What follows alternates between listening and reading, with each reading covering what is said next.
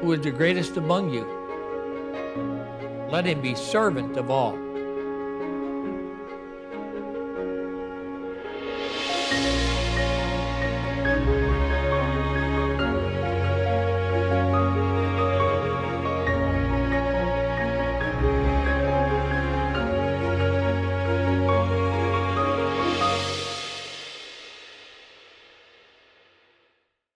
Welcome again to Building Great Leaders. We are continuing our series for senior citizens. And we are going to actually start a series called Temptations That Seniors Face. We always talk about young people facing temptation, but by the time you get into our age group, and Charlene and I do a lot of meetings with what we call our peer group, the Senior Saint. We are going to be doing that series. So temptations that seniors face. Today I'm going to do number one temptation that seniors face. Turn to Psalm 71. And as we look at the beginning of this series, I want to read a couple verses from Psalm 71. And first of all, in verse 9, David said, "Cast me not off in the time of old age. Forsake me not when my strength faileth." David is making an interesting statement there. He said, God, cast me not off in time of old age. In other words, as I'm getting older, don't stop my usability. Don't put me aside during this time. And then forsake me not when my strength faileth. Those of us who are in that age category, some of you perhaps are sitting on the couch watching this, and you have to make about 4 attempts to get up off that couch. We are getting into that stage when our strength is failing. But then look in verse 18. Now also when I am old and gray-headed, O God, forsake me not. Note what he says, until I have showed thy strength unto this generation, and thy power to every one that is to come. David said, don't cast me off when my strength is failing. He said, now when I am old and gray-headed, O God, forsake me not until I have showed you strong to this generation, and your power to the next generation that is to come. David had a passion to let his life be usable right till his last breath. The last message I will do in this series will be Faces in David's Death.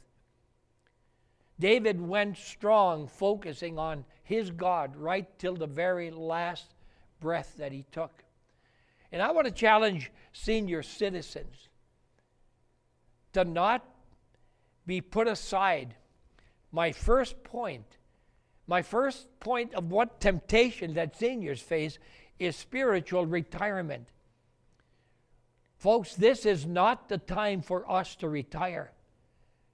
Not retire from God's work. You may have been forced into retirement at your work, but this is not the time for you to spiritually retire. You cannot say in your mind, I've done my part, I'm going to go on. From there, you say, well, I don't have much strength left. I know I was reminded, I found some funny things in a missionary newsletter. But one thing about getting older, here's a lady, I feel like my body has gotten totally out of shape. Now, this is a senior citizen. Feel like my body has gotten totally out of shape. So I got my doctor's permission to join a fitness club and started exercising. I decided to take an aerobics class for seniors. I bent, twisted, gyrated, jumped up and down, perspired for an hour. By the time I got my leotards on, the class was over. And I thought, how can we relate to that? Some of you might be saying, well, I have done that. Another old man said, I've sure gotten old. I have 2 bypass surgeries, a hip replacement, new knees, fought prostate cancer and diabetes. I'm half blind. I can't hear anything quieter than a jet engine. Take 40 different medications that make me dizzy, winded, subject to blackouts, have bouts with dementia, have poor circulation, hardly feel my hands and feet anymore. I can't remember if I'm 85 or 92. Have lost all my friends, but thank God I still have my driver's license. And some of us driving on the road wonder sometimes, perhaps as we look at those scenarios. Well, there are many, many other funny things at the beginning of an article that I wrote several years ago for challenging senior citizen for church involvement. A little article said, how do I know when I'm getting old? It said, everything hurts, and what doesn't hurt doesn't work. The gleam in your eye is from the sun hitting your bifocals. You get winded playing chess. Well, I can relate to that. You turn the lights off for economics reasons, not romantic reasons. You get exercise acting as a pallbearer for your friends who exercise. Some of you can relate to this. You sink your teeth into a steak, and they stay there. I read something funny the other day, and this family was visiting Grandma and Grandpa, and the little boy came in to Daddy. He said, Daddy, I didn't know what to do.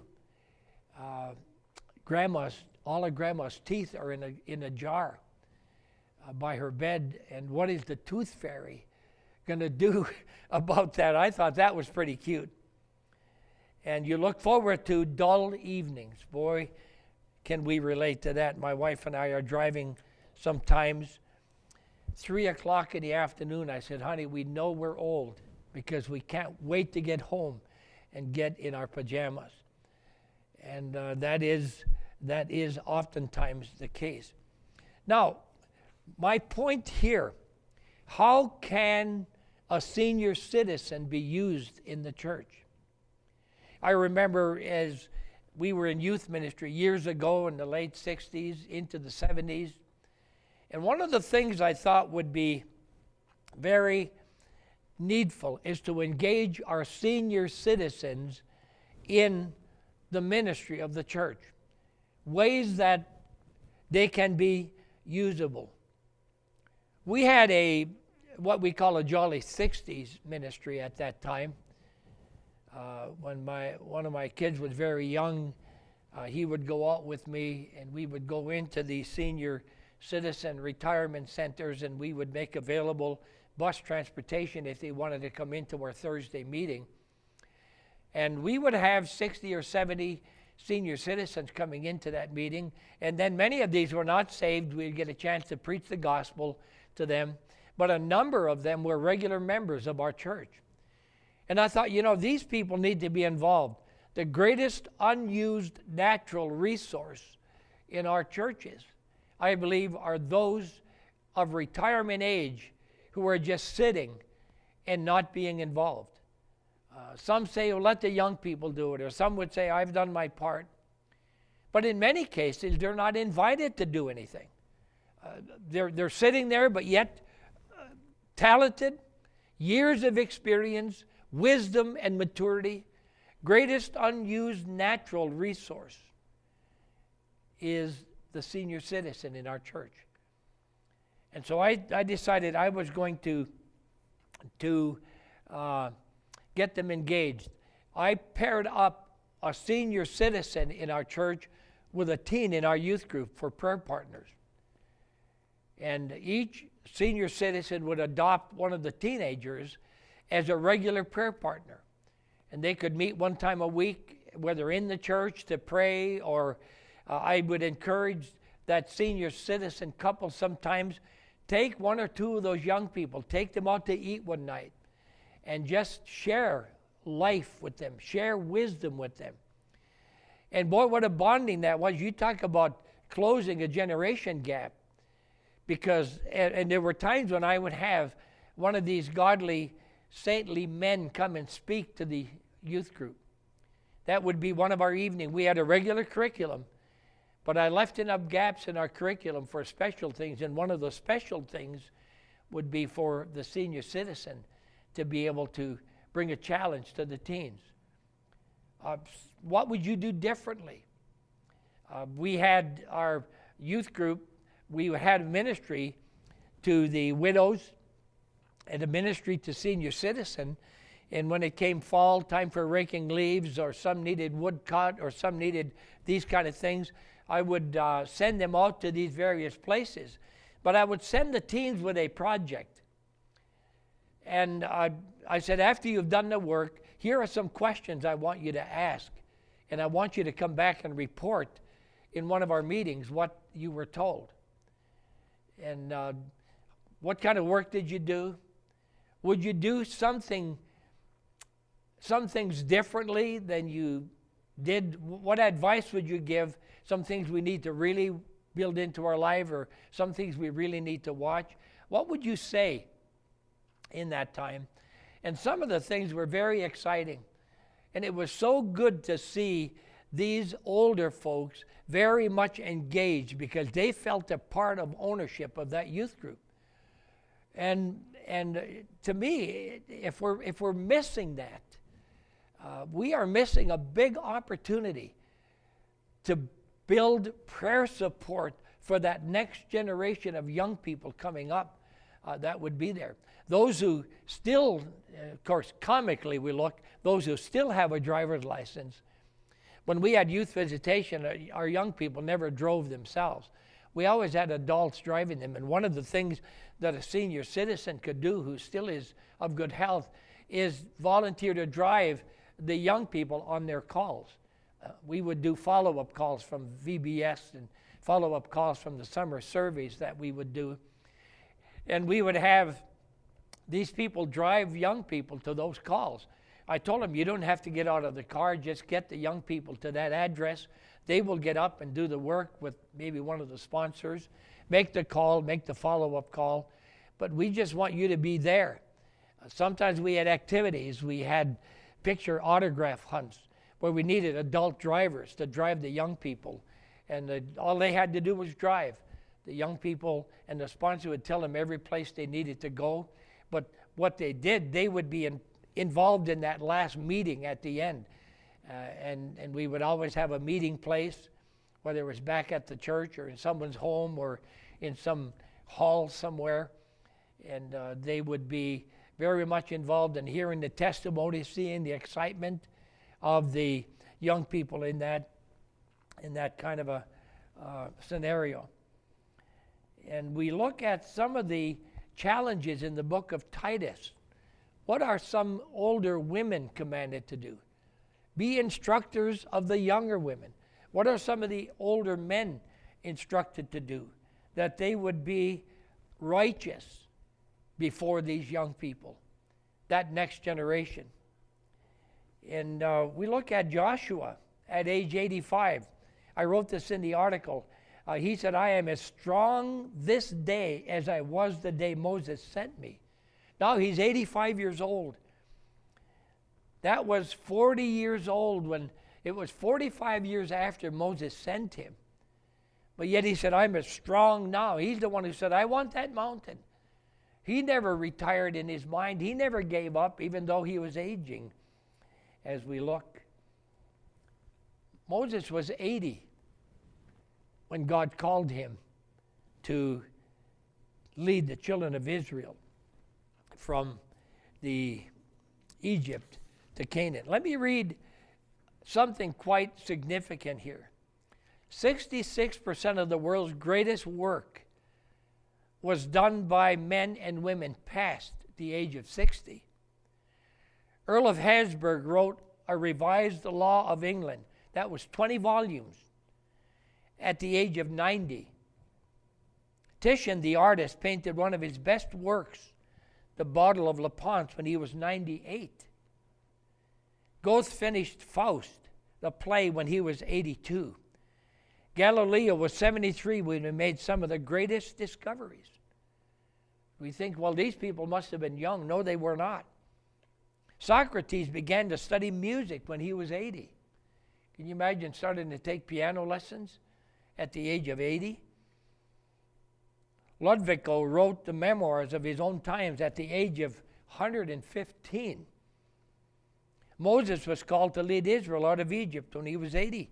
Polycarp, he answered to whether he would deny Christ or suffer persecution. Note what Polycarp said. 86 years have I served my Savior. He has never done me harm. I shall not deny him now. How old was Daniel in the lion's den? We picture Daniel as this young, robust, strapping, muscular young man. He was around 90 years old when he went into the lion's den.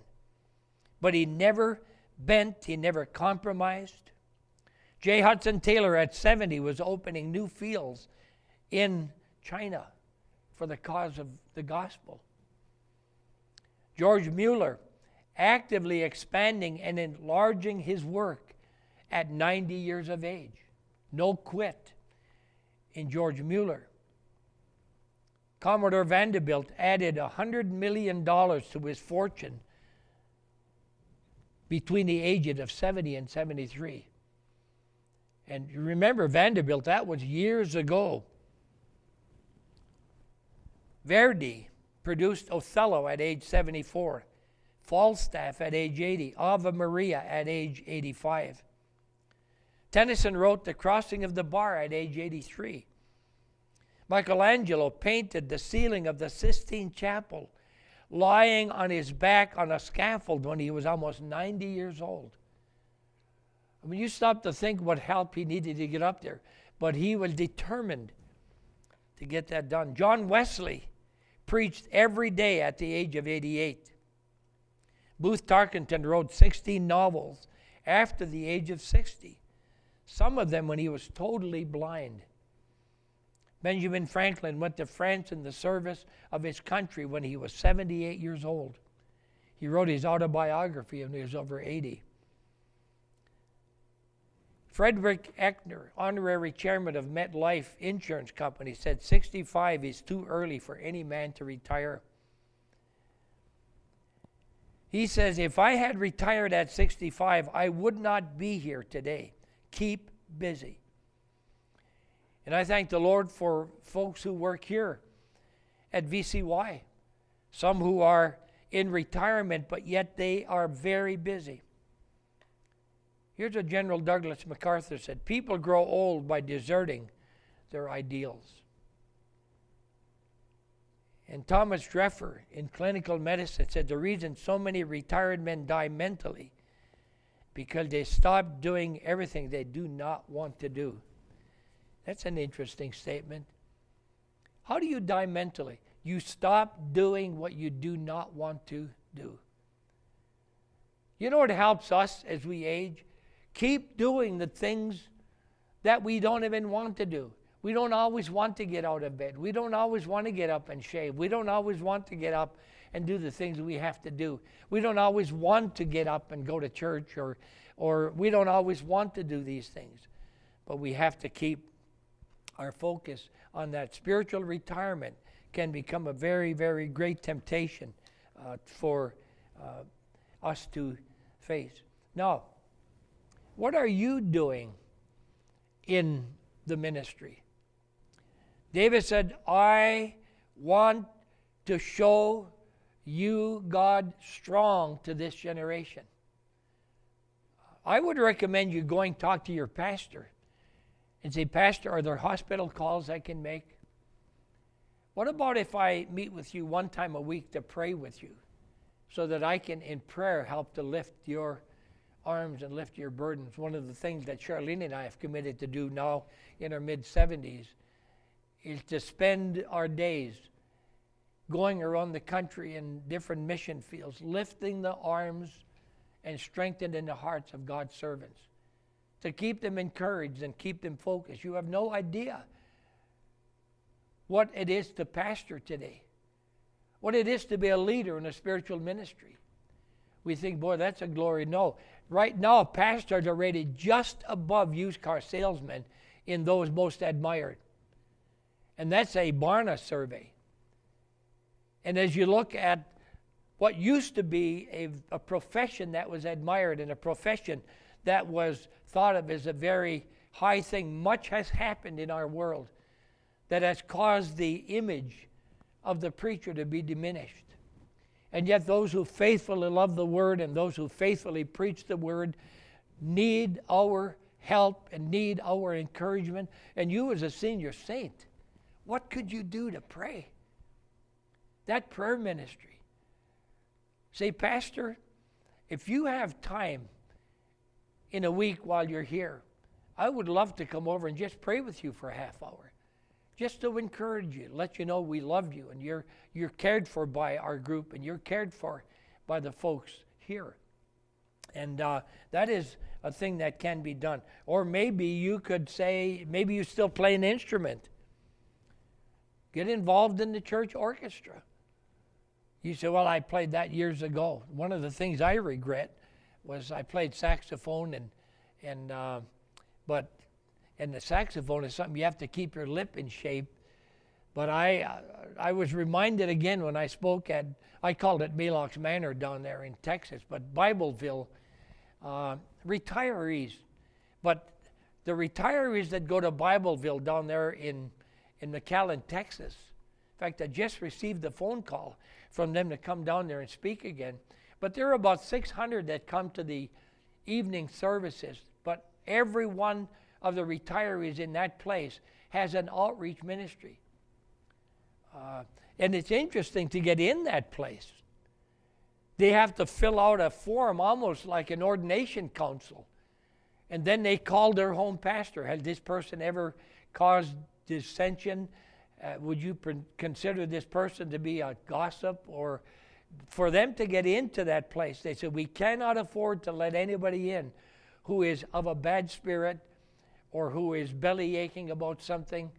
And when I speak to that group, what a joy that is. They're all engaged. What did they do? Scatter throughout the retirement centers down there in Texas. And they preach the gospel. They're seeing people saved every weekend in these other trailer parks where the snowbirds are gathering. And they come back rejoicing that how many were saved on that weekend. And these are people who are in their late 60s, 70s, 80s. And yet they're actively rejoicing, actively serving. But when I would speak at night to the Bible conference there, they had this big orchestra. And the whole orchestra was senior citizens who played instruments in the past. The pianist there is a lady with very bad diabetes. And she has a dog that is alert to her condition. And I got there and I wondered why that dog was sitting by the piano bench while she was playing. And it was her diabetes dog. And the diabetes dog was aware of what was happening within her. But you know what she's doing with that severe diabetes, playing that this time of rejoicing might happen. Tell you what, I went home realizing, boy, have I really been as active, as focused as I should be. David said, now when I am old and gray-headed, O God, forsake me not, until I have showed thy strength unto this generation, and thy power to everyone that is to come. You say, well, Les, I look back at my life and I just missed it. I missed the time with my kids. I was not living for the Lord when I was younger. We were up in Northern California, Concord, California, in a meeting several years ago, and our grandpa came to me, and he said, Les, you know, as you preached the other night, I was reminded of some things that I had let go. My family altar was non-existent when I was raising my family. My grandkids did not see a godly grandpa. I've gotten right with the Lord. And he said, you know what I'm doing? He said, I have family night, one night a week at our home. All of our kids and their kids still live within a drivable distance of where we live. And every night during the week, we pick one night during the week, they come over and I share family altar with them. I pray with them, with my kids and their kids with them. And he said, it is the most wonderful time. It's not late. It's not too late to try to recover from some of the things that were areas of neglect. I look back at my life, the busyness of schedule that we faced. And I tell my wife, boy, I violated some of the time frames.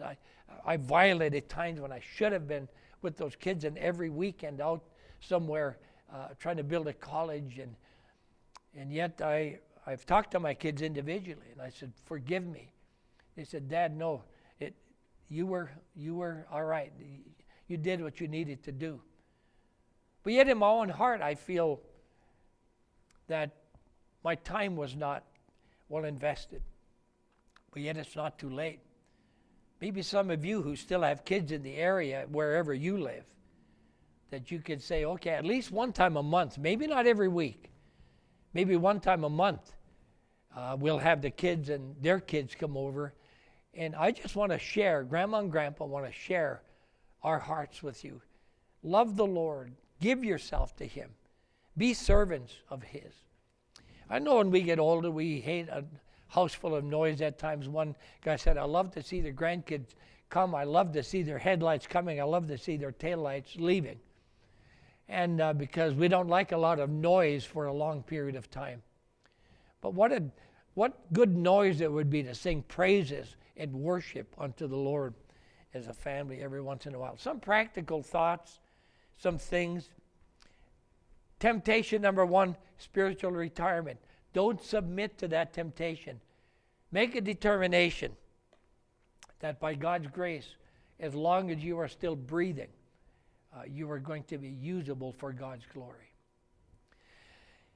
God, I pray that you will help us, God, as we get into our 70s and 80s,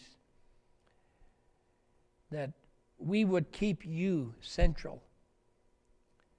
That we would pray as David prayed. That we would not end our life until we have shown you strong to this generation. Oh God, give us grace and strength. I pray in Jesus' name, amen.